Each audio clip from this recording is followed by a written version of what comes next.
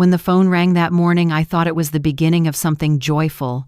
My son Daniel had been with Sophia for nearly 4 years, and I had been waiting for the day he would call to tell me when the wedding was finally happening.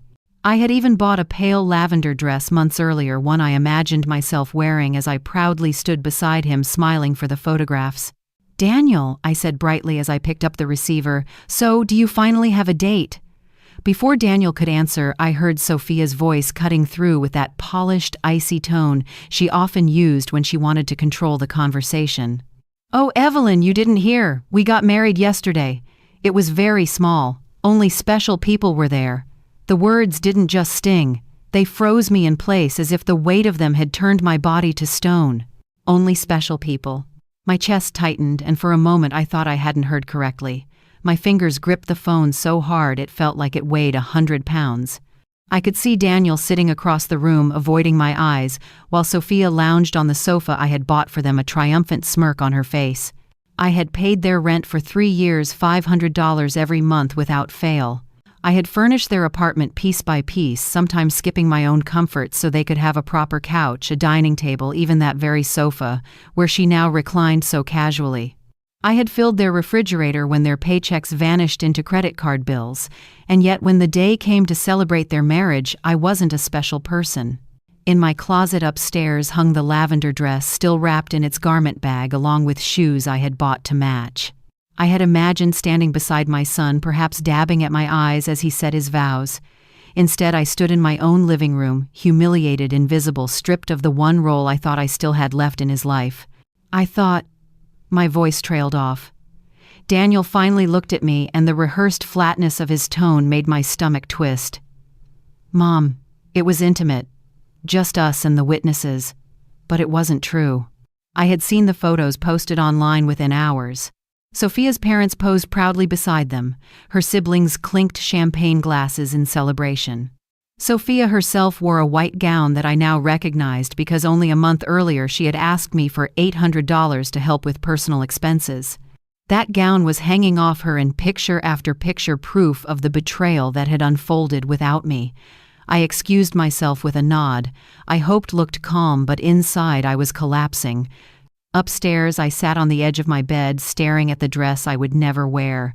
I had already set aside $1,000 as their wedding gift, telling myself it would be my way of showing them how much I loved them. My sister Diana in Chicago had even prepared to fly in when I told her the good news, but all of that had crumbled with Sophia's 4 poisonous words. Only special people. That night I couldn't sleep. I walked the house in silence, my eyes drifting to the photographs of Daniel as a boy when he used to wrap his arms around me and whisper, "You're the best mom in the world."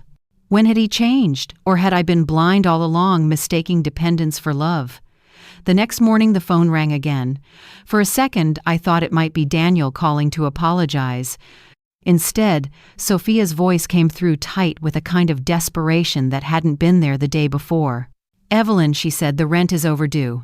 The landlord says if we don't pay this week, he'll evict us. You must have forgotten the transfer." Her tone was frantic, almost pleading, as if the walls of her carefully curated world were closing in. I sat in silence, remembering all the mornings I had rushed to the bank to make sure that transfer was done, all the times I had canceled my own doctor's appointments so I could save the money for them, all the nights I had eaten beans and rice while they ordered takeout without a second thought. And now, after excluding me from the most important day of my son's life, she had the audacity to speak to me as if nothing had happened. Finally, I inhaled deeply and answered, my voice steady in a way that surprised even me. "Sophia, didn't I warn you once that I only help special people?" The silence on the other end was thick, heavy, almost trembling. For the first time in years, it was not I who felt weak, but her. "Evelyn, what do you mean?" she stammered. "We've always been special to you. You've said so yourself. You're like a second mother to me." Lies. Smooth, honey-coated lies. I could hear the falseness in every word, the same sweetness she used whenever she needed something. She had used that tone to ask for the dress money, for the honeymoon contribution, for the rings that I unknowingly financed. Now she wielded it again, hoping it would bind me back into my old role. But something in me had shifted. The wound from the wedding had sliced through years of quiet compliance, exposing the raw truth I had ignored for too long. As I hung up the phone, I realized it wasn't grief I felt but anger. For 3 years I had been a provider, a silent presence, an invisible hand that held them afloat. And in return I had been discarded like a piece of furniture. This time the tears that came were not of sadness but of rage, of humiliation, of years of swallowing words I should have spoken. I cried for the Evelyn who had lost herself in the desperate hope of being needed. I cried for the mother who thought love could be bought. And when I finally wiped my face and looked in the mirror, I saw something new in my eyes, something I hadn't seen in decades. A hardness, a clarity, a spark of defiance. I whispered to myself, almost as if testing the sound of the words on my tongue, "No more." The morning after Sophia's call, I awoke with a heaviness pressing on my chest. Yet beneath that heaviness was something else, something sharper. For the first time in years, I wasn't reaching for my phone to check whether Daniel had texted. I wasn't bracing myself for another emergency. I brewed my coffee and sat at the kitchen table staring at the steam curling upward, and I realized the strangest thing: I had no obligations that morning. None. But as soon as the quiet settled in, my mind began doing what it always did. It started calculating. My fingers drummed on the wooden table as I reached for my checkbook and a stack of bank statements. The numbers had been floating around in my head for years, but I had never forced myself to add them up. Perhaps I'd been afraid of what I'd see. Perhaps I knew the total would reveal just how much of myself I had traded away for the illusion of love. Rent. $500 every month. 36 months. $18,000. Groceries and household supplies. At least $200 each month, probably more. $7,200. Gifts, birthdays, Christmases, anniversaries, special surprises whenever Sophia hinted she needed something. $3,000. Medical emergencies. $800. The car loan Daniel promised he would repay. $2,500 unpaid. The air conditioner repair for their apartment. $600. The living room furniture. $1,200. When I finished the list, the total sat in front of me like an accusation. $33,400. $33,400 I had taken from my pension, from my savings, from the modest inheritance Robert left me when he died. Money meant to carry me through my old age and dignity had instead been siphoned away to maintain 2 grown adults who believed I was little more than an ATM with feelings. My throat tightened as I stared at the number. That money could have paid for trips I always dreamed of taking. It could have allowed me to renovate the small guest room into an art studio, the place I once promised myself I would return to painting. It could have bought me peace of mind. Instead, it had bought me humiliation, bought me exclusion from the very wedding I thought I was helping build. The doorbell rang. I froze, my pen still in my hand. Peeking through the curtain, I saw Daniel's car parked at the curb. My heart gave a painful lurch. For a split second, a familiar instinct surged the old Evelyn who would rush to greet him, who would hope for a smile, who would excuse everything just for one scrap of affection. But then I remembered the lavender dress in my closet, unworn, a ghost of a dream. I remembered Sophia's smirk, her deliberate cruelty. I let the bell ring again and again. Then it fell silent. When I finally looked back at the paper in front of me, I no longer saw just numbers. I saw years of self-betrayal. I saw how every check I wrote was another piece of myself I carved away, hoping Daniel would notice. And he never did. That evening I dug through an old box in my attic and pulled out photographs. Daniel at age 6, missing his front teeth, holding up the cardboard spaceship we built together. Daniel at 15, sulking in the doorway after we argued about his grades.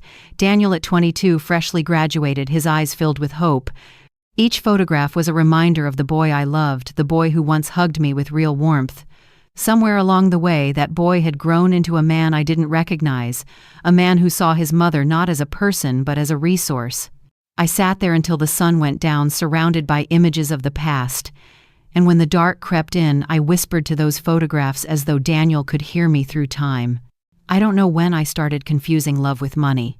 I don't know when I began believing I had to buy your affection. But I know now it ends here. The next morning I rose with a clarity I hadn't felt in years. I dressed carefully, putting on a navy skirt and a blouse Robert once loved on me. Then I drove to the bank. The manager, Mr. Klein, had known me for years. He had processed transfer after transfer, watching my account drain. When I walked into his office, his eyebrows rose in surprise. "Mrs. "Carter," he said kindly, "I didn't expect to see you today." "Another transfer." "No," I answered firmly. My voice didn't shake. "I want to cancel them, every single one. And I want you to help me secure my accounts so that no one else can touch them but me." He studied me for a moment, his expression softening. "Are you sure? This is a big change after all this time." "I've never been more sure of anything," I replied. As he typed into his computer, my phone began to buzz in my purse. Daniel, then Sophia, then Daniel again. They must have sensed something was shifting. I switched it off without a word. When Mr. Klein handed me the paperwork to sign, he hesitated. "Forgive me for saying this, but I've watched you for 3 years. You've been very generous. Too generous, if you'll allow me. Whatever has happened, I hope you're doing this for yourself, not because of outside pressure." His concern touched me in a way Daniel's hadn't in years. I smiled faintly. "No, Mr. Klein.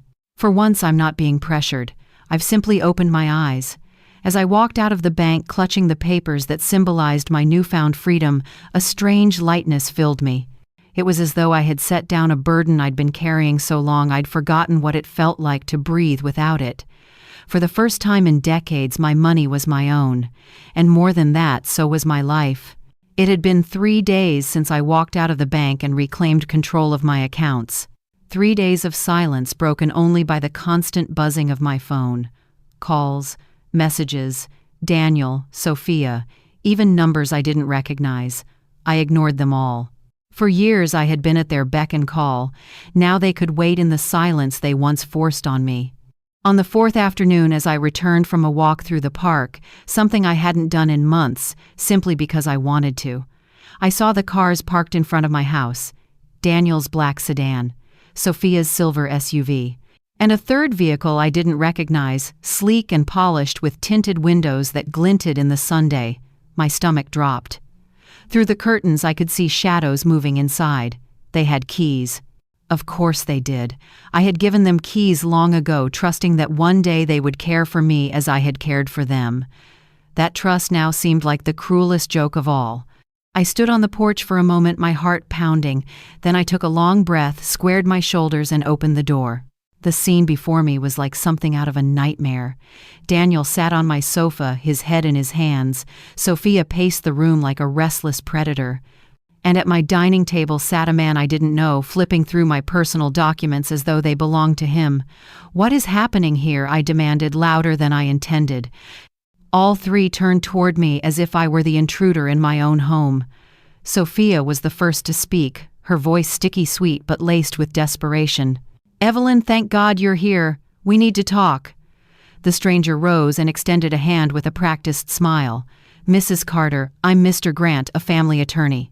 Your children have some concerns about your well-being, and they asked me to review your situation." I ignored his hand and strode past him, snatching my papers from the table. "These are private. You have no right to touch them." Daniel lifted his head, his expression heavy with something between anger and condescension. "Mom, please listen. We're worried about you. You've been acting strangely. First you cut off the transfers without a word, then you stop answering our calls. It doesn't make sense. Maybe you need help." Sophia reached for my hand, her voice dripping with false tenderness. "Evelyn, honey, loneliness can do strange things. At your age, confusion is common. We just want to make sure you're safe." The word confusion rang in my ears like a siren. Now I understood. They weren't just here to guilt me back into compliance. They wanted to paint me as senile, incapable, someone who needed guardianship. They wanted to take control of everything I had left. I straightened, clutching my documents to my chest. "I am not confused. In fact, I'm clearer than I have been in years. And you are going to leave my house now." Mr. Grant gave a thin, professional smile. "Mrs. Carter, I understand you're upset, but your children are within their rights to intervene if your decision-making ability is impaired.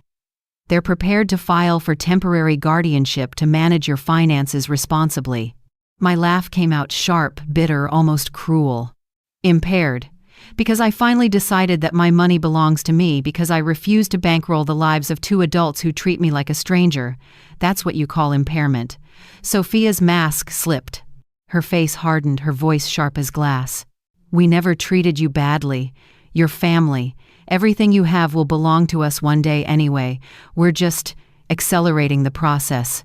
The truth, naked and ugly, lay between us. They weren't concerned about my health. To them, I was already dead, just a bank account waiting to be cashed. "Get out," I said, pointing to the door. My voice rose for the first time, echoing off the walls. "All of you get out of my house." Daniel shot to his feet, his face twisted into the petulant anger of a boy denied his toy. "Mom, you can't just abandon us. We have obligations. The rent, the car payments, the credit cards you co-signed. You can't just cut us off overnight." "Can't I thundered. "Who says I can't? For years I paid rent that wasn't mine, filled refrigerators in a house where I wasn't welcome, financed a life that excluded me. And you have the nerve to tell me I can't stop, mister." Grant slid a folder across the table. "Mrs. Carter, we've prepared documents that would make this transition easier. A power of attorney, temporary of course, so Daniel and Sophia can manage things until you feel better." Without opening it, I swept the folder into the trash. "The only transition happening here is you walking out that door." Sophia's eyes filled with tears, not of sorrow but of frustration. "You can't do this to us, Evelyn. We were counting on you. We made plans. We bought things. We built our life knowing we could rely on you." "Exactly," I snapped. "You built your life on my money, not on your own strength, not on respect, not on love. Just money. And now that I've chosen to spend it on myself, suddenly I'm a confused old woman who needs supervision. No more." Daniel's jaw clenched.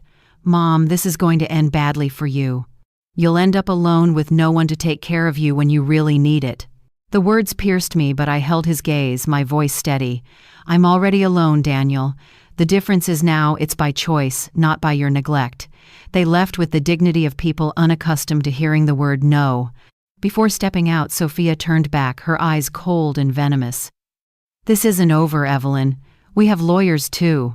When the door shut behind them, the silence that filled the house was deafening, but it was the sweetest silence I had ever heard. It was the sound of freedom. That night I didn't sleep, not from fear but from adrenaline. My mind raced with plans. They thought they could declare me incompetent, strip me of everything I had left. If it was war they wanted, I would give them one, but it would be a war fought with intelligence, not with fear. When the front door slammed shut and their voices faded into the distance, I stood in my living room surrounded by the stillness of my own home. For the first time in years, that silence wasn't suffocating. It was clarifying. Yet beneath it, a tremor of fear pulsed in my chest. They had crossed a line I never imagined they would. My son, the boy I once tucked in at night, had looked me in the eye and threatened to take away not only my money but my autonomy, my dignity, my very right to live as myself. I brewed a pot of coffee and sat down at the kitchen table, the same table where I had spent years balancing bills for them. Only this time I wasn't planning another sacrifice. I was planning my defense. If Daniel and Sophia wanted to drag me into a war, then I needed an ally, someone who understood the terrain. The next morning, I dressed with care. A dark skirt, a pressed blouse, a jacket that still held the faint scent of cedar from my closet. I wanted to walk into the law office, not as a victim, but as a woman reclaiming control. The office of Mr. Lawson hadn't changed since the last time I was there years ago, when he helped finalize Robert's will. The wooden shelves lined with thick legal tomes, the brass lamp glowing on his desk, the faint aroma of old paper, it all gave me a sense of steadiness. Mr. Lawson himself looked older, streaks of silver threading through his dark hair, but his handshake was firm, his eyes calm.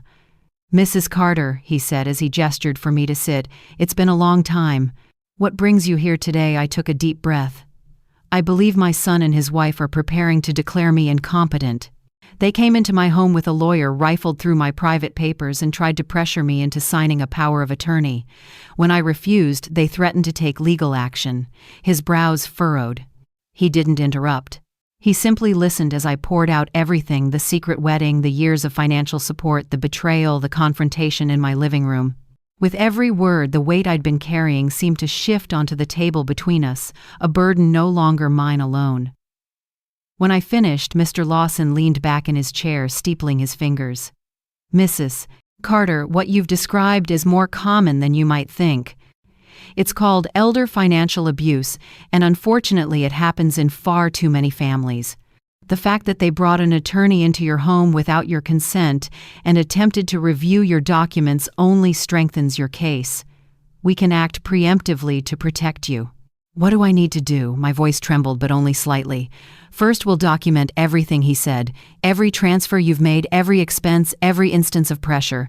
Second, we'll secure your assets by ensuring no one else has access to your accounts. Third, we'll prepare a will and a living trust that clearly states your wishes so they can't manipulate or contest it later. And finally, we'll gather witnesses, people who can attest to your mental clarity and independence. That way, if they pursue legal action, we'll have irrefutable evidence. His matter-of-fact tone steadied me. For the first time since this nightmare began, I felt the faint outline of a plan forming. As we went through my bank statements, he whistled under his breath when he saw the totals. $33,400 in 3 years. Mrs. Carter, with this money you could have traveled the world, invested in your own passions, lived comfortably. Instead, you financed 2 adults who couldn't even include you in their wedding. The words stung, but I needed them. They cut through the fog of guilt that had always clouded my judgment. By the time I left his office, I carried not just legal paperwork, but a sense of resolve. I wasn't powerless. I had rights. I had the truth. On my way home, I stopped at the hardware store, a place I had visited countless times before, but always for Daniel and Sophia, fixing their sink, repairing their air conditioner, buying supplies for their apartment. The owner, Mr. Summers, greeted me with the same familiarity as always. "Mrs. Carter," he said, smiling, "what brings you here today? Another emergency at your son's place?" I shook my head, and for the first time the answer didn't ache. "No, Mr. Summers. This time it's for me. I need new locks. The best you've got." His eyebrows rose, but he didn't question it. He called his son Ethan from the back, a young man who also installed security systems. As soon as I saw him, I knew it was no coincidence. Providence, perhaps, sending me what I needed. "Ethan," I said, "I want a complete surveillance setup. Cameras, alarms, everything. Money isn't an issue." As they prepared the order, my phone buzzed again in my purse. A number I didn't recognize. Against my better judgment, I answered. "Evelyn, it's Sophia," came the voice, slick and urgent. "Please don't hang up. We need to talk like civilized adults." "Talk," I said flatly. Her tone softened, dripping with manipulation. "We realize we upset you. The wedding was a mistake. How about we have a special dinner, just us? We can celebrate together, cook at your house like we used to. Make new memories." I nearly laughed. Her words were sugar-coated poison. "How much rent do you owe?" I asked bluntly. A pause. Then sheepishly. 2 months. $1,000. "But that's not the point." "It's always the point," I interrupted. "You don't miss me. You miss my money. You only call when you need something, and you've proven exactly what I am to you, a wallet with a heartbeat. That ends now." Before she could reply, I hung up and turned the phone off completely. That evening, I sat in the salon chair at Cynthia's, my longtime hairdresser, and let her wash, cut, and color my hair. For the first time in years, I spent money on myself without guilt. Cynthia looked at me in the mirror, her eyes wide. "You look beautiful, Mrs. Carter. But more than that, you look free." Did something happen? I smiled at my reflection, running my fingers through freshly styled hair. Yes. I finally learned to say no. The morning after my appointment with Cynthia, I woke up feeling lighter than I had in years. My reflection in the mirror no longer looked like a woman drained by constant giving. The fresh haircut, the subtle color, it wasn't vanity. It was a signal, a reminder to myself that I was still here, still a person who mattered outside of being someone's safety net. When I stepped onto my porch to water the plants, I noticed an older woman sitting on the steps of her own house next door. She had silver hair pinned neatly into a bun and a mug of coffee steaming in her hands. Though we had lived side by side for years, we'd exchanged little more than polite nods. She caught my eye and smiled warmly. "Good morning, Mrs. Carter. I'm Eleanor Brooks. I hope you don't mind me intruding, but I heard raised voices from your house a few days ago. I wanted to make sure you were all right." Her concern, simple and genuine, made my throat tighten. "Please," I said, "call me Evelyn. And no, you're not intruding. Would you like to come in? I'll make us some fresh coffee." She accepted without hesitation. As we sat in my kitchen, I found myself telling her everything. The secret wedding, the years of sacrifices, the confrontation with the lawyer, the threats. To my surprise, Eleanor didn't interrupt, didn't try to minimize my pain. She simply listened, nodding, her eyes growing more sorrowful with every detail. When I finished, she reached across the table and squeezed my hand. "Evelyn, you did the right thing. I went through something almost identical with my daughter 5 years ago. I thought it was my duty to finance her life. I believed her promises that she loved me, that she needed me. But the moment I cut her off, the mask slipped. It was painful, but it was also the beginning of freedom. Her words were like a balm, soothing yet sobering. "What happened?" I asked quietly. At first it was awful. She threatened me, tried to guilt me, told everyone I'd abandoned her, but after 6 months of silence, she came back. This time she apologized sincerely. We rebuilt our relationship, but on my terms, not on her demands. Sometimes they learn, Evelyn, sometimes they don't. Either way, you gain yourself back. We sat together until the afternoon shadows stretched across the floor. For the first time in weeks, I didn't feel completely alone. I had found an ally in the most unexpected place, a neighbor who had been living her own version of my nightmare. The following day, Ethan from the hardware store arrived to install the security system. I watched as he mounted cameras above the porch in the backyard by the garage. He explained the system patiently, showing me how I could monitor everything from my phone. And if anyone tries to get in without your permission, the police are automatically alerted. The irony wasn't lost on me. I was fortifying my house not against strangers but against my own son and daughter-in-law. Still, I didn't feel sadness anymore, just practicality. This was what it took to protect my newfound peace. While Ethan worked, the phone rang again, this time from an unfamiliar number. I ignored it, but curiosity gnawed at me, so when it rang again, I picked up. "Mrs. Carter," a cautious voice said. "This is Diana, your sister. I haven't heard from you in months." Guilt pricked at me. I had let my relationship with Diana wither because every time we spoke, I turned the conversation into a performance, bragging about how much I had done for Daniel, how proud I was to help him. I realized now that I had been masking my loneliness with numbers, turning love into a ledger. "I'm sorry, Diana," I whispered. "I lost myself. But I'm back now. I need to tell you everything." For an hour I poured out the story, the betrayal, the confrontation, the decision to cut them off. Diana listened in silence. When I finished, her voice came through the lines steady and sure. "Evelyn, it was about time. Every time we spoke, it broke my heart to hear you measure your worth in dollars. I wanted to tell you, but I didn't know how. What do you mean I saw Daniel at a family gathering last year? He didn't talk about you with love. He talked about you like a service. Mom helped me with this. Mom paid for that. Never once did he say, 'I miss my mom' or 'I love her.' And Sophia, she spoke of you in the future tense. 'When Evelyn is gone, we'll use her house for this. When we inherit, we'll do that.' It was as if you were already a footnote in their plans." The words struck me harder than any insult Daniel or Sophia had ever thrown at me. While I had been sacrificing my future for them, they had been mapping a life without me. That evening, Eleanor knocked on my door again, holding a mug of tea. She stayed with me in the living room, and I told her what Diana had said. She shook her head, her eyes full of weary understanding. "They all read from the same script," she said.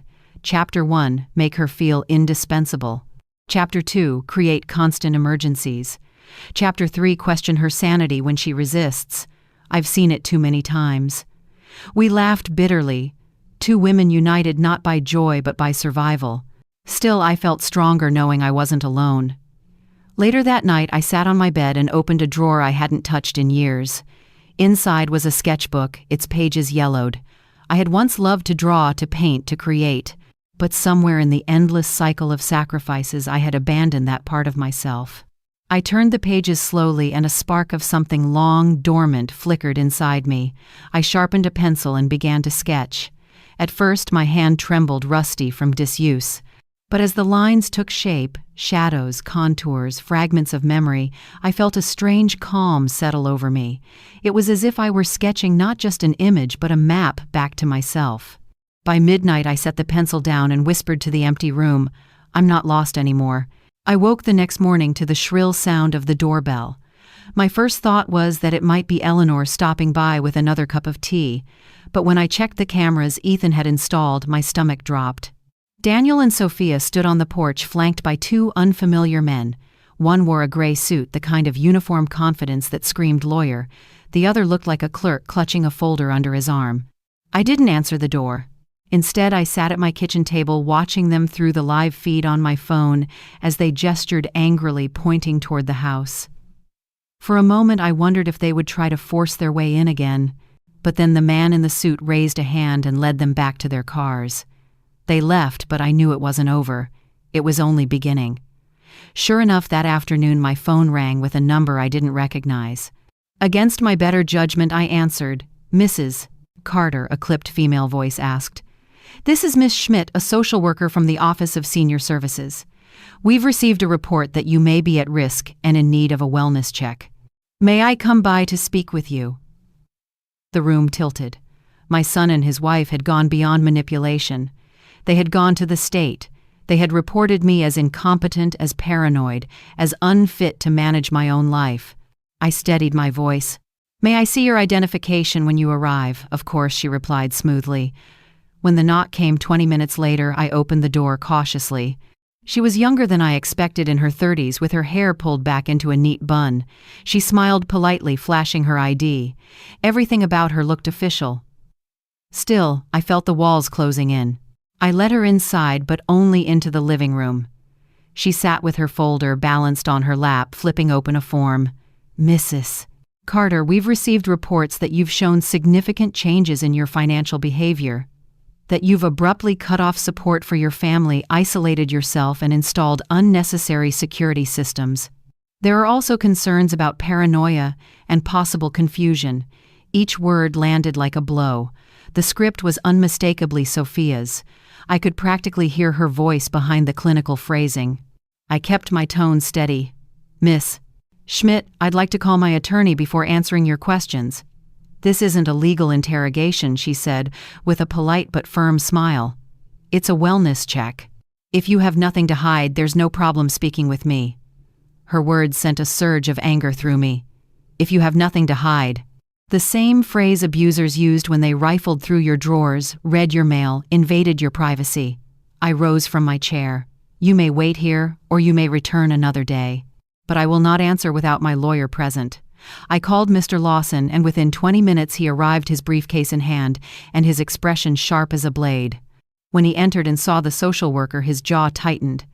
"Miss Schmidt," he said coolly after checking her ID, "I hope you have a court order to be here. Because my client is under legal representation, and any investigation without proper authorization could be considered harassment." She faltered slightly, though she tried to maintain her composure.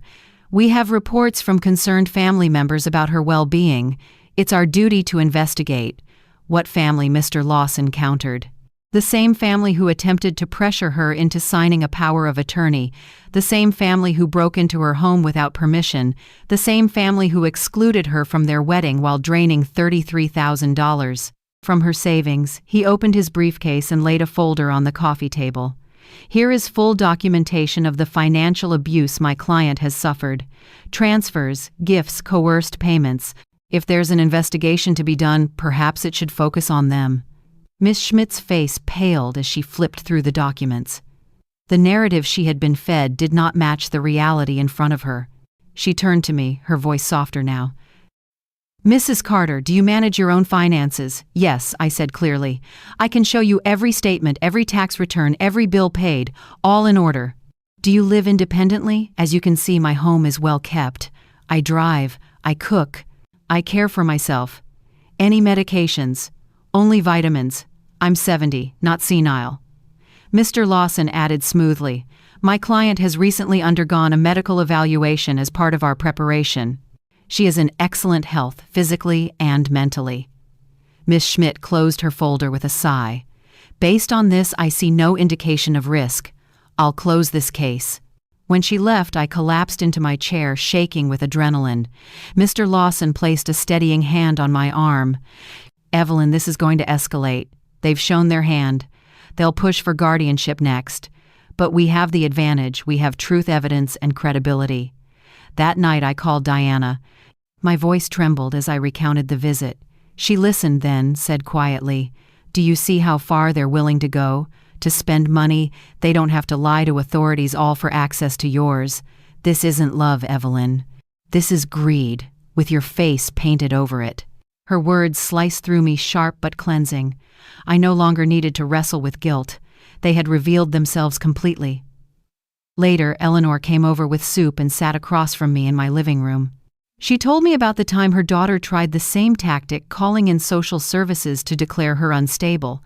"They all follow the same pattern," she said. "Threats, lies, accusations. But they forget one thing: you're stronger than you think, stronger than they ever imagined." For the first time in weeks, I slept soundly, not because the danger had passed, but because I finally saw it clearly for what it was. This wasn't a family dispute. It was a battle for my freedom. And I was ready to fight. Mr. Lawson was right. The visit from the social worker had been only a test run. Daniel and Sophia had pushed the system to see if I would crumble. When I didn't, I knew they would escalate. The thought should have terrified me, but instead it brought a strange calm. Knowing what to expect gave me strength. This was no longer a fog of confusion. This was war, and wars are won with preparation. The next morning, Mr. Lawson and I met at his office. He spread out my financial records across the polished oak table like evidence in a trial. "Every dollar you spent," he said, tapping the pages, "is a piece of proof. We'll organize it chronologically: rent payments, gifts, emergencies. By the time we're finished, no one will be able to deny the extent of the exploitation." I nodded, though my chest ached as I stared at the numbers. 33,400. Every line item represented a piece of myself I had given away. "I feel like a fool," I whispered. "You're not a fool," he said firmly. "You're a mother. And mothers are vulnerable because they want to believe in their children's love. That doesn't make you weak. It makes you human. What matters now is what you do next." What I did next was simple. I began to gather my witnesses. The first stop was the pharmacy. Mr. Green, the pharmacist, had known me for years. I walked in with Mr. Lawson at my side, and when I explained that I had been accused of erratic medication behavior, his face turned beet red. "Mrs. Carter, I never said such a thing," he stammered. Sophia came in asking questions. "She said you weren't taking care of yourself, that you were acting strangely." I told her you only bought vitamins and the occasional aspirin. Somehow she twisted that into a problem. She later brought a paper, said it was for insurance. I signed without reading carefully. "I didn't know it was for a case against you." "Then you'll correct the record," Mr. Lawson said firmly. "Yes, of course. I'll write a statement right away." One witness secured. Next was Mr. Summers at the hardware store. He had seen me countless times over the years buying parts and supplies for Daniel and Sophia's apartment. When I explained the situation, he shook his head with disgust. "I've watched you run yourself ragged for them," he said. "I remember once you came in here out of breath, rushing to get parts for their air conditioner because they couldn't survive another night in the heat. Meanwhile, you looked like you hadn't eaten. If anyone doubts your competence, send them to me. I'll tell them exactly who's been keeping who afloat," his son Ethan added, "and I'll testify too. The way you handled the security system installation, asking clear questions, making practical decisions, that's not a confused woman. That's someone who knows exactly what she's doing." Another set of witnesses secured. Eleanor insisted on being included. "I've seen more clarity in you these past few weeks than in most people half your age," she said. "And I'll say it in court if I have to. They'll have to drag me off the witness stand. Cynthia, my hairdresser, volunteered as well. I watched you walk in here and take charge of your own life again," she said. "That's not senility. That's liberation." By the end of the week, I had a small army, ordinary people who knew me, who had seen me, who could stand up and say the truth out loud. But Mr. Lawson knew we needed more than testimony. We needed professional proof. "I want you to undergo a full evaluation with Dr. Moore," he said. "She's one of the most respected cognitive specialists in the state. If she signs off on your mental clarity, it will dismantle their argument before it reaches a judge." The thought of sitting in front of a doctor answering questions designed to measure my mind made me bristle. Why should I have to prove what I already knew? But then I remembered Sophia's smirk, Daniel's threat, the lawyer in my dining room. This wasn't about fairness. This was about survival. "Doctor Moore's office was quiet, painted in warm colors with a faint smell of lavender. She greeted me kindly, her eyes sharp but compassionate. For 2 hours she tested me memory exercises, logic puzzles, problem-solving scenarios. She asked me to recite lists backward, to interpret proverbs, to solve math problems in my head. When it was over, she smiled. "Mrs. Carter, your results are excellent. Well above average for your age. There is no indication of cognitive decline. In fact, your reasoning ability is sharper than many people 20 years younger." Relief washed over me like cool water. For once, the truth was written down in black and white, undeniable. When I returned home, Eleanor was waiting with a casserole. "How did it go?" she asked. I handed her the report. "It went exactly as I knew it would. I'm not crazy. I never was. They just wanted me to believe I was." Eleanor hugged me tightly. "Then you have everything you need. Proof witness is a lawyer. Let them try. They'll destroy themselves before they destroy you." That night I sat at my desk and opened a fresh journal. On the first page I wrote, "This is the story of my freedom." For too long my life had been a ledger of their demands, their emergencies, their debts. Now I would write a different kind of record, one of my own strength, my own survival. Still, as I closed the journal, I couldn't ignore the ache in my chest. No matter how strong I felt, the truth lingered like a shadow. My own son was preparing to stand in a courtroom and call me incompetent. It was the deepest betrayal I had ever known. And yet it was also the fire that would keep me fighting. For weeks, the air around my house was heavy with expectation, as if a storm were circling but hadn't yet broken. I had my witnesses lined up, my finances documented, my evaluation signed and sealed. I told myself I was ready. But readiness is one thing, reality another. On a Thursday morning while I was painting in the kitchen, the doorbell rang. Through the camera feed, I saw a young man in a suit holding a folder. He looked professional, polite, almost apologetic. When I opened the door, he handed me the envelope with a rehearsed smile. "Mrs. Evelyn Carter, you've been served." The words chilled me. My hands trembled as I closed the door and slit the envelope open with a letter opener. Inside were the words I had dreaded but expected. Daniel and Sophia had filed a petition for guardianship. They claimed I was mentally unfit to manage my own affairs, that my erratic financial behavior and paranoia proved I required a legal guardian. They requested that Daniel be appointed. I sank into my armchair, the papers heavy in my lap. Seeing their accusations in black and white was more brutal than hearing Sophia's manipulations or Daniel's condescension. They weren't just threatening me anymore. They had gone to court, written down their betrayal, signed their names beneath it. My son was asking a judge to strip me of everything, my freedom, my finances, my very identity. When Mr. Lawson arrived that afternoon, his face was grim but steady. He read through the documents carefully, his lips pressed into a thin line. "We knew this was coming," he said at last. "But seeing it on paper, it's uglier than most cases I've handled." "What are they saying?" I asked, though I had already read the words. "That you're erratic, paranoid, and easily manipulated," he replied. "They claim you refuse medical treatment, that you isolate yourself, that you're wasting money on unnecessary expenses." He tapped the paper. "They've even included statements from witnesses, Sophia, of course, and a neighbor, Mr. Davis, who claims you shout in the street and behave strangely. And here your pharmacist, Mr. Green, supposedly confirming you mismanage your medications." I clenched my fists. "That's a lie. Mr. Green already admitted Sophia tricked him into signing something he didn't understand." "Then we'll bring him to court to say so," Lawson said calmly. "As for Mr. Davis, his testimony is weak. He's just repeating surface-level observations. Installing security cameras is not evidence of paranoia. It's evidence of prudence. We'll dismantle that easily." I pressed my hands to my temples, fighting the dizziness. "Daniel wants to take away everything. How can my own son do this to me?" Lawson's gaze softened.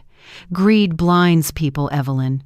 They see your savings, your home, your independence, and they want it. To them, your freedom is just an obstacle to their comfort. But remember, you have something they don't: the truth." The days that followed blurred together. Court papers, phone calls, meetings with Lawson. I met again with Dr. Moore, who prepared a detailed report not only of my cognitive health, but also of my decision-making abilities. She was adamant. Mrs. Carter is fully competent, independent, and financially literate. There is no clinical basis for guardianship.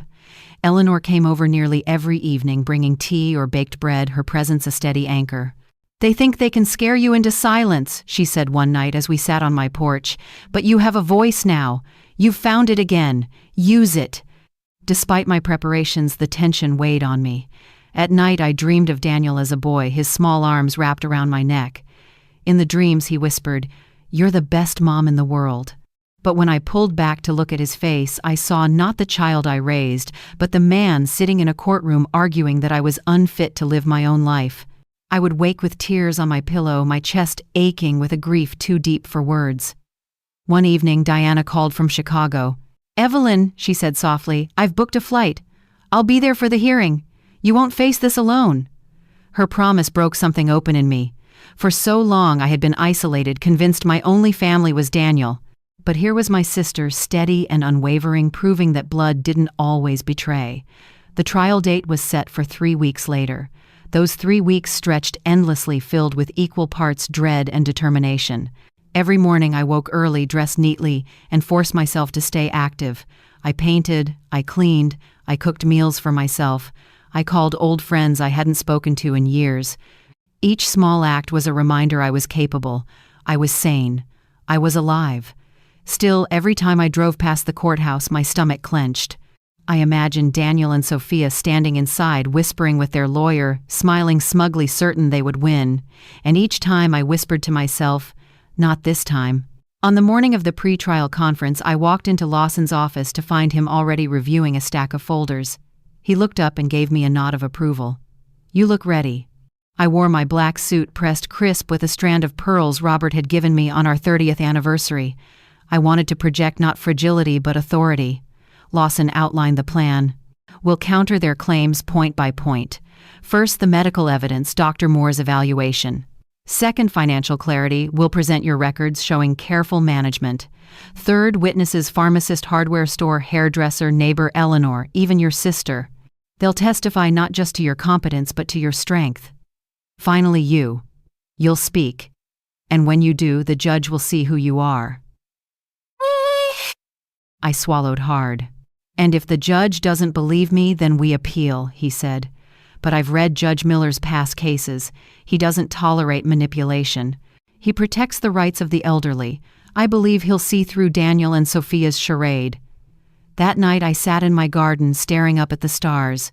For so many years I had given everything for Daniel's comfort, believing love could be bought with rent checks and grocery bags. Now he was trying to erase me entirely.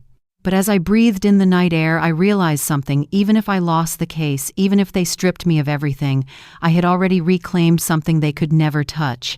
My voice, my dignity, myself. I whispered into the darkness as if Robert might hear me. "They think I'm weak.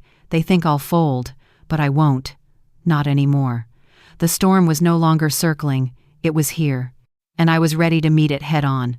The courthouse loomed in my mind long before I ever stepped inside. I could see it in my sleep, its marble steps, its tall columns, the heavy wooden doors that seemed less like an entrance and more like a barrier. Each night leading up to the trial, I woke in a sweat, my body rehearsing battles it hadn't yet fought. But Mr. Lawson was relentless in his preparation. Twice a week I sat in his office while he walked me through practice sessions. He asked me the very questions Daniel's lawyer would ask, pressing me, trying to catch me off guard. "Mrs. Carter," he would begin in that firm courtroom voice, "why did you suddenly cut off financial support for your son? Doesn't that show irrationality?" Because I would reply, steadying my tone, I finally realized I wasn't a mother in his eyes. I was a bank account. And I refused to live that way. Again and again he drilled me until my voice no longer trembled, until my answers rolled out clear and sharp. Meanwhile, Dr. Moore prepared her testimony. She explained to me how she would describe my results on the cognitive tests, emphasizing not only my competence but my above-average reasoning skills. "The judge will see this," she told me, holding up her report.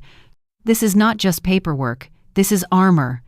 Eleanor gathered our little circle of allies, the garden club ladies, Cynthia from the salon, Mr. Summers, and Ethan from the hardware store.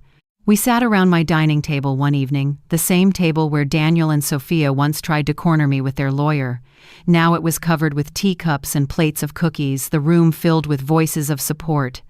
"Tell your truth," Maria urged me. "Judges respect clarity. Don't soften the story. Let them see what they did to you." Cynthia leaned forward, her eyes blazing. "If I have to testify, I'll tell them how I saw you walk into my salon transformed. That wasn't confusion. That was a woman taking her life back." Even quiet Alfreda, the eldest of the group, spoke up. "Remember, Evelyn, true love cannot be bought. If you had to pay for it, it was never real. Say that in court. Let them hear it." Their encouragement lifted me, but as the trial date drew closer, the weight pressed harder.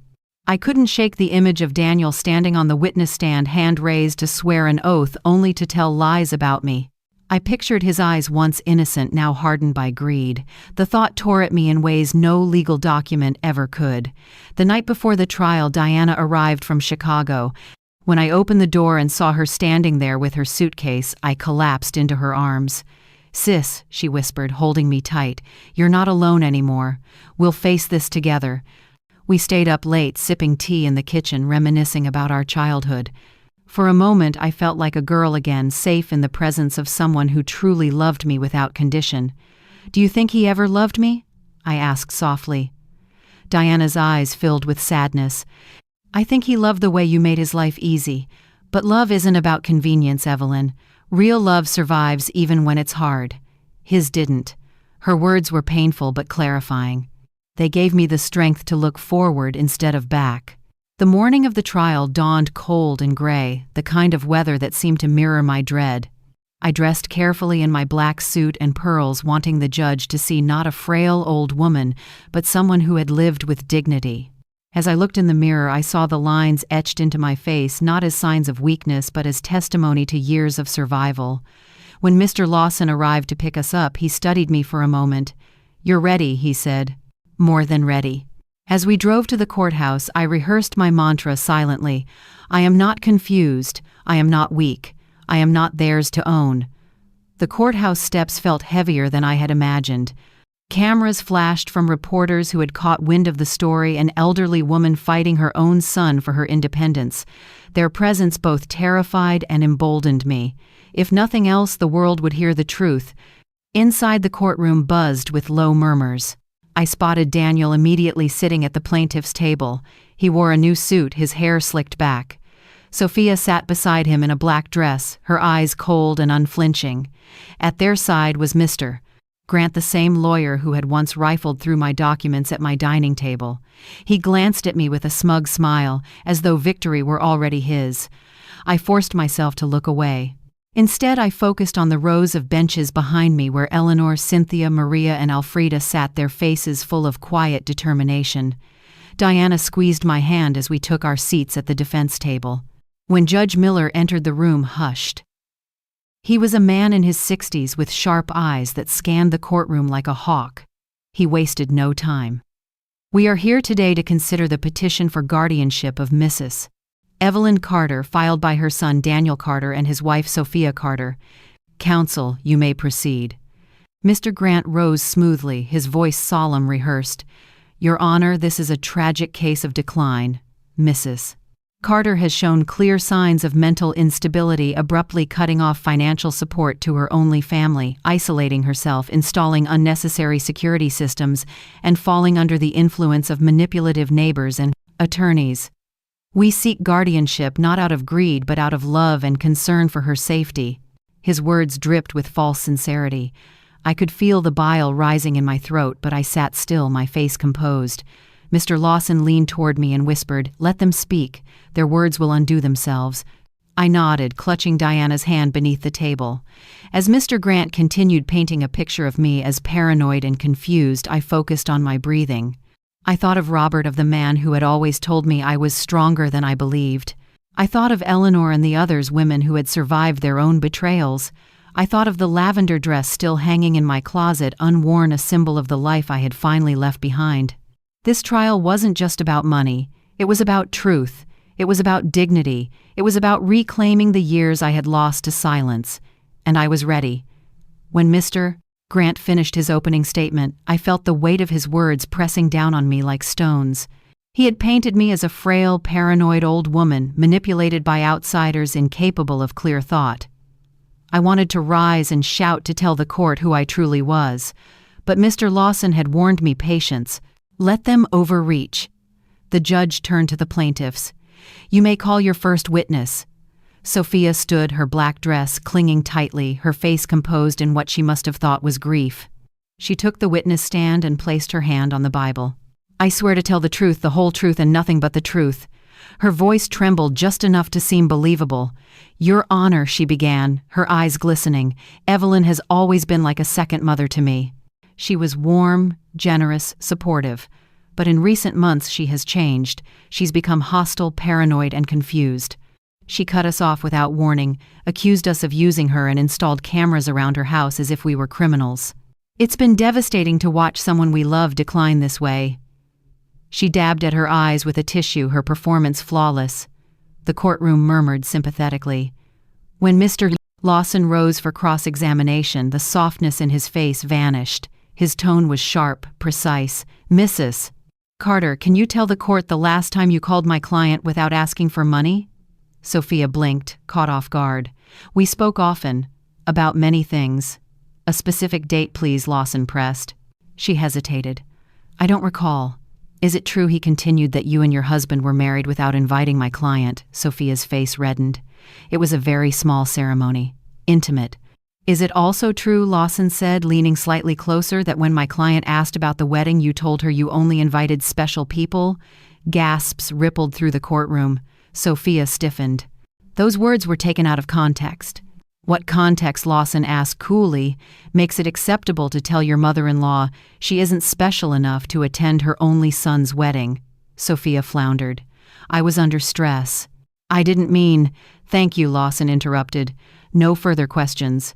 As Sophia stepped down, her mask cracked. The judge's eyes lingered on her longer than on any other witness. Next came Daniel. My son. My boy. Seeing him place his hand on the Bible was like watching a stranger borrow my child's face. Your Honor, he began, his voice heavy with practiced sincerity. My mother has always been generous. Too generous, perhaps. But lately she's become irrational. She believes we're conspiring against her. She refuses our calls, cuts off our support, surrounds herself with strangers. We worry she's being manipulated by people who don't have her best interests at heart. His words sliced through me. Manipulated. Strangers. I thought of Eleanor, of Cynthia, of the women who had held me up when I was sinking. They weren't strangers. They were my lifeline. When Lawson rose, the courtroom stilled. Mr. Carter, how much money has your mother given you in the past 3 years? Daniel shifted. I don't know the exact amount. Would $33,400 sound correct? Lawson asked, his voice like a hammer. Daniel swallowed. Perhaps. She's always helped us. And in those 3 years, Lawson continued, how many times did you visit your mother without asking for financial assistance? Silence. Mr. Carter, Daniel's jaw clenched. That's not relevant. It is very relevant, Lawson shot back. Is it true you and your wife entered her home without permission and reviewed her private documents with your attorney present? We were worried about her. Is it true you attempted to pressure her into signing a power of attorney giving you control of her finances? Daniel's face hardened. We were trying to help. Lawson's voice cut sharp. At 36 years old, are you truly suggesting you cannot manage your rent or your bills without the financial support of your 70-year-old mother? The silence was deafening. Daniel shifted in his seat, eyes dropping to the floor. I wanted to cry. Not from guilt, but from the clarity of the moment. My son had just admitted before a court of law that his survival depended on me, and yet he dared to call me incompetent. The next witness was Mr. Davis, the neighbor across the street who had always complained about cars parked near his driveway. He testified that I was acting erratically, yelling in the street, having strangers over, constantly installing cameras as though I lived in a war zone. Lawson dismantled him easily. Mr. Davis, have you ever spoken directly to my client about her behavior? No. So your testimony is based on assumptions from what you observed from across the street? Yes, but no further questions. Finally, they brought in Dr. Lehman, a psychiatrist who had never examined me but claimed my refusal to undergo testing was evidence of paranoia. He spoke with authority, but when Lawson produced Dr.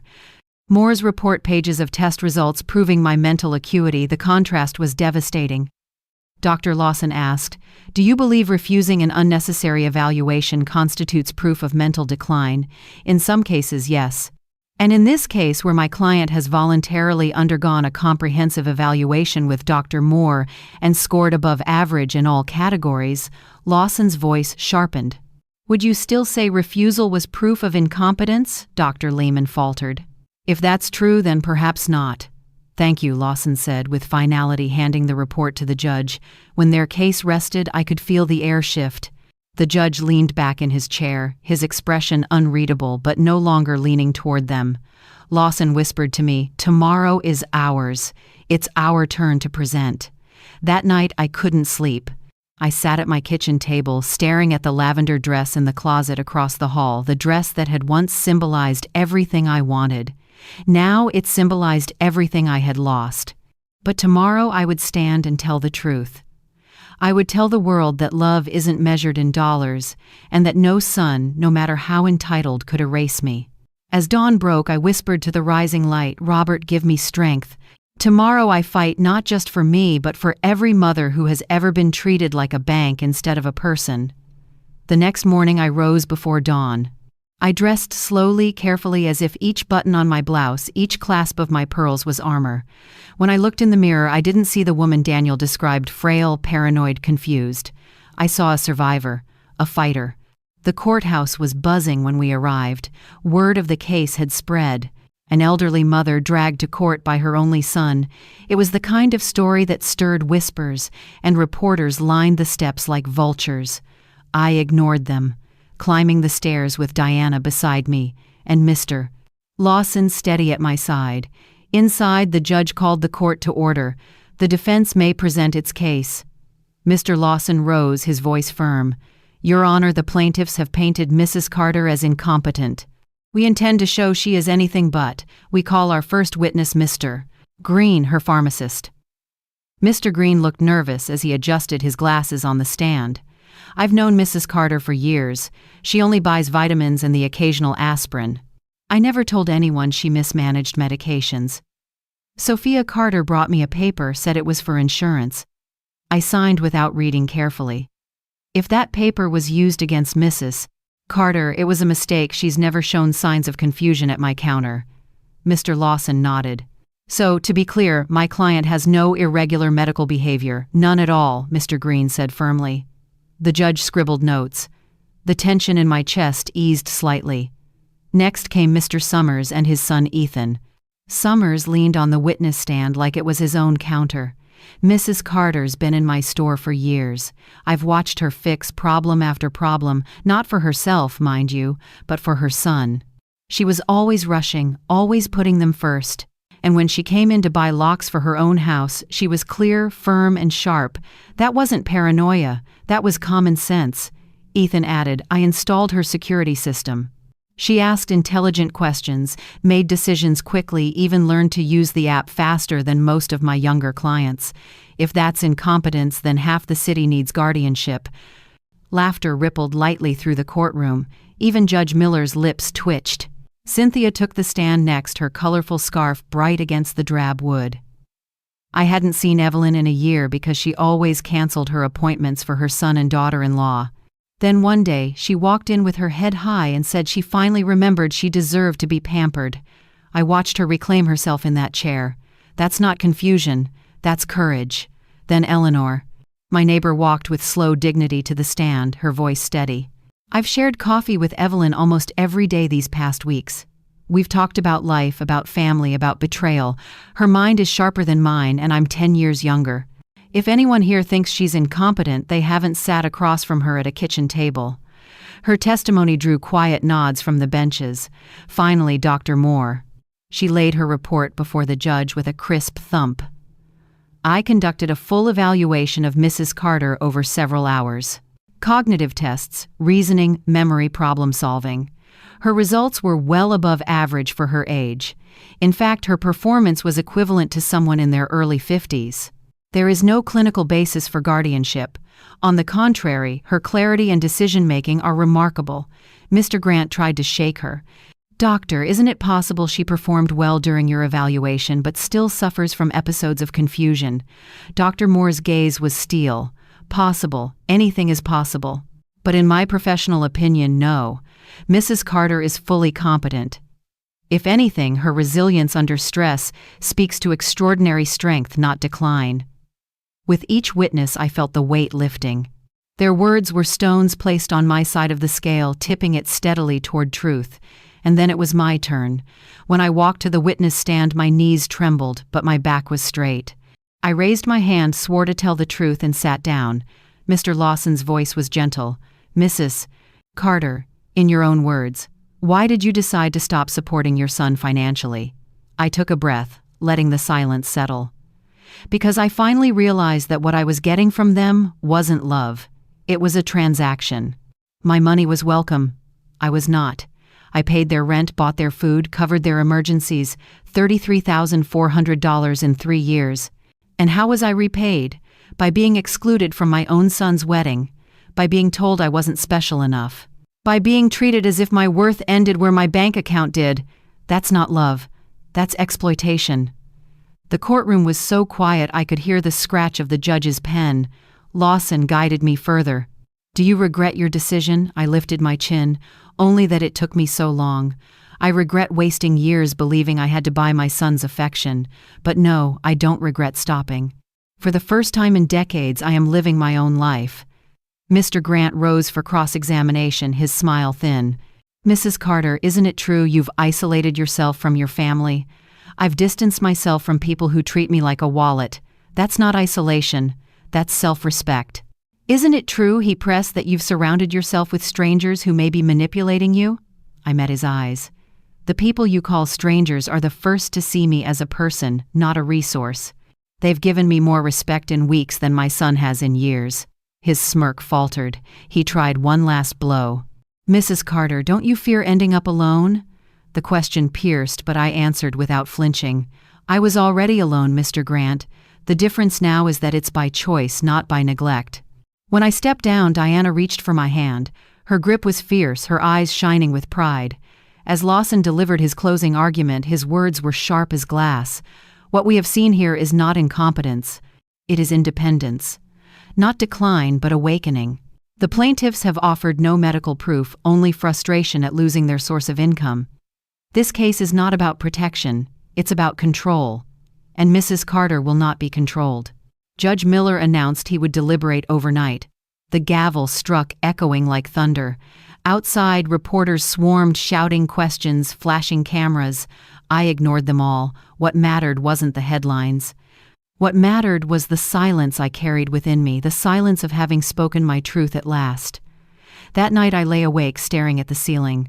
The trial wasn't over, but something inside me had already shifted. I had faced the worst betrayal a mother could endure and still stood tall. Tomorrow the verdict would come, but tonight I knew something more important. I was free already. The courthouse was silent the next morning when Judge Miller returned to the bench. The air itself seemed heavy, thick with anticipation. I sat beside Mr. Lawson, my hands folded tightly in my lap, Diana's steady presence at my other side.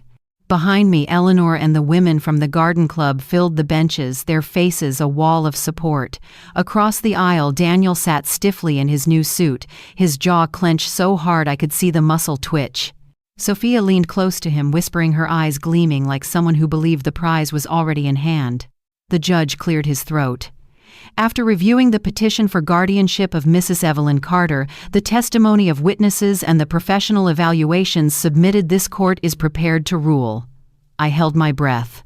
First, he said, flipping through his notes, the plaintiffs allege that Mrs. Carter is suffering from paranoia, confusion, and erratic financial behavior. However, the testimony of Dr. Moore establishes the opposite. Mrs. Carter demonstrates cognitive abilities above average for her age. There is no medical or psychological basis for guardianship. My chest swelled with relief. Second, the plaintiffs presented witness testimony claiming unusual or unstable behavior. These statements were contradicted by credible witnesses, her pharmacist neighbors, and professional associates who attested to her clarity, independence, and sound judgment. This court finds the plaintiff's witnesses unreliable. I heard Sophia suck in a sharp breath. Finally, the financial records. Judge Miller's voice sharpened. Mrs.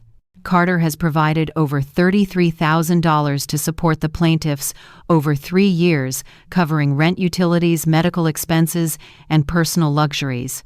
The abrupt end of this financial support does not indicate incompetence. It indicates self-preservation. The words struck through the courtroom like a gavel themselves. Judge Miller looked directly at Daniel. The court finds this petition is not motivated by genuine concern for Mrs. Carter's welfare but by financial dependence.